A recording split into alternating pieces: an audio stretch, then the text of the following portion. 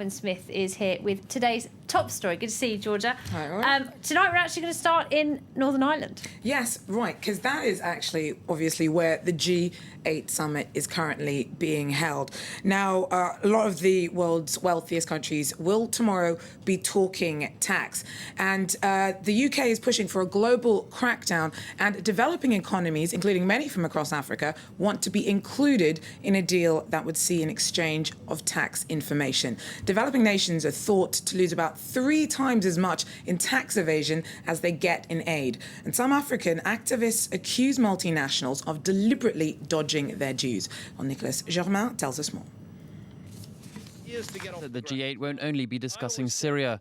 Another main issue on the agenda will be tax havens and their consequences on the economies of developing countries. That's what British Prime Minister David Cameron explained just before the summit. At the G8, I'm going to push for international agreements to fight the scourge of tax evasion and aggressive tax avoidance. That means automatic exchange of information between our tax authorities, so those who want to evade taxes have nowhere to hide. But frankly, this needs political leadership from the developed world too. Cameron was speaking in front of several African presidents, including Guinea's Alpha Condé. His country is rich in gold and bauxite, but he says foreign companies have in the past signed crooked deals. Condé says he wants the G8 to help him track dirty money, as his government has started to review mining contracts. The mining companies have big legal firms and big investment banks. We didn't have that, and not enough human resources. So I decided not to move until I had these legal firms. All right, sorry, George, I'm going to have to interrupt you for a moment. We have got a breaking news situation coming to us from the G8, President Obama and Vladimir Putin. This, I'm being told, was recorded earlier. Let's take a listen.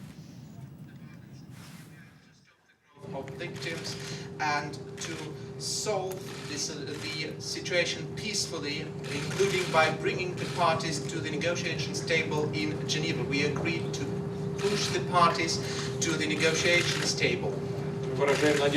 And we express hope that after elections in Iran, there will be new opportunities to deal with the nuclear issues. And we will be working towards this on a bilateral basis and within the framework of international negotiations. We're trying to do that bilaterally and in the international negotiations process.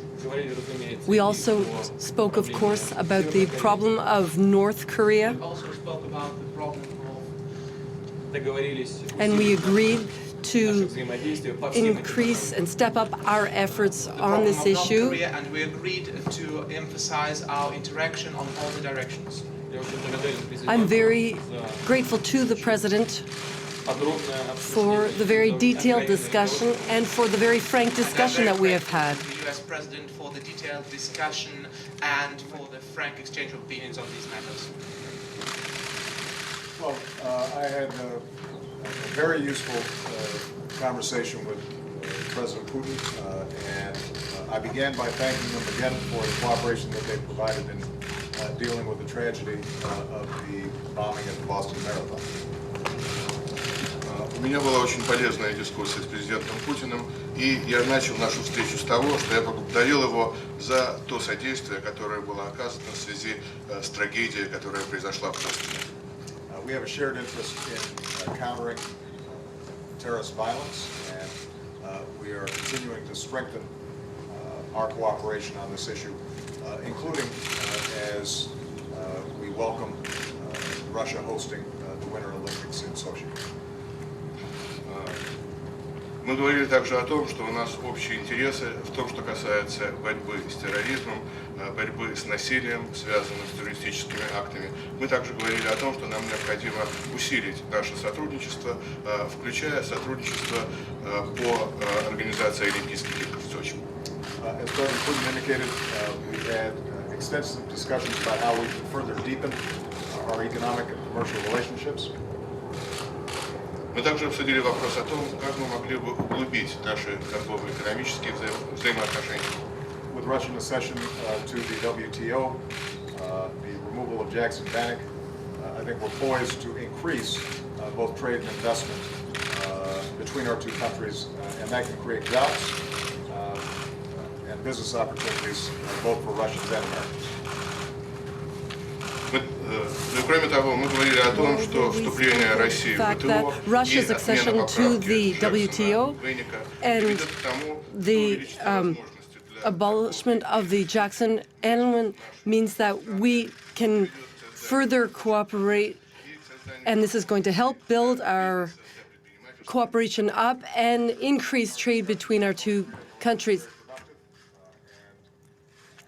both agreed to consult closely on the North Korean issue, and in Iran, we both expressed cautious optimism that with a new election there, we may be able to move forward on a dialogue that allows us to resolve the problems with Iran's nuclear program. Ну и кроме того, мы обсудили вопросы, связанные с Северной Кореей. We и also с discussed Ираном. issues related to North Korea and Iran, and we came to the conclusion that we do have some common points on North Korea and Iran. Specifically, there was optimism expressed related to the recent elections in that country. We were also saying that this could lead to a resumption of dialogue in order to resolve problems related to the nuclear program. With respect to Syria, we do have differing perspectives on the problem, but we share an interest in reducing the violence, securing chemical weapons, and ensuring that they're neither used nor are they subject to proliferation, and that we want to try to resolve the issue through political means if possible, and so we will instruct our team to continue to work on the potential of a Geneva follow-up to the first meeting.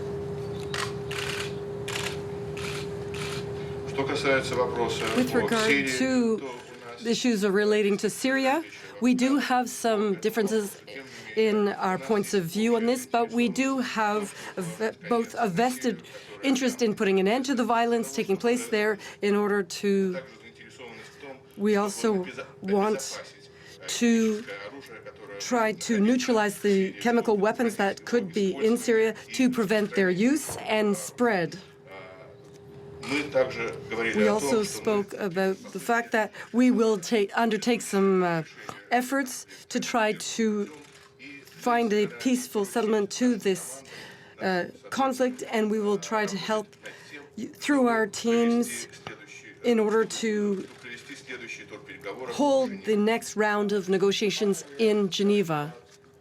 The fact is, the two nuclear superpowers, we have a special obligation to try to continue to reduce tensions, to build on the work that we did with New START, and to lead the world in both nuclear security issues and proliferation issues.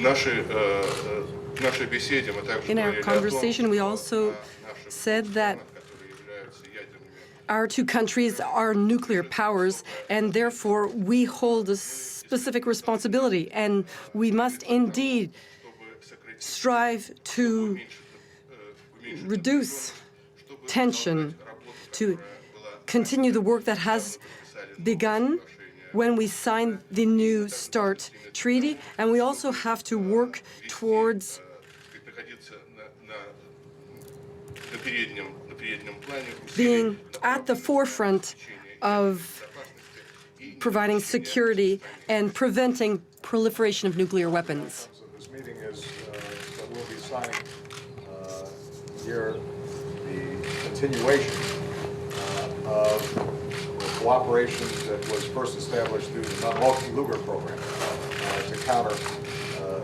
potential threats of proliferation and to enhance nuclear security. Мы также говорили о том, что продолжить наше About the сотрудничество, fact that we will continue our work that began которое было начато в рамках программы within the framework of the Non-Lugar program. And this is a way to work on problems together. Cooperative relationship that moves us out of a Cold War mindset into the realm where by working together, we not only increase security and prosperity for the Russian and American people, but also help lead the world to a better place. И это как раз хороший пример того, And that когда is a good наши example. And that was отношения- a press conference recorded earlier at the G8 summit in Northern Ireland. It's just made its way to us just now. That's why we've been playing that out to you. And you can see the US President Barack Obama and the Russian leader Vladimir Putin sitting together there after what has been a very long meeting this evening over in Northern Ireland. They've agreed on one thing. They do want to stop the violence in Syria, and they've agreed on the need for negotiations.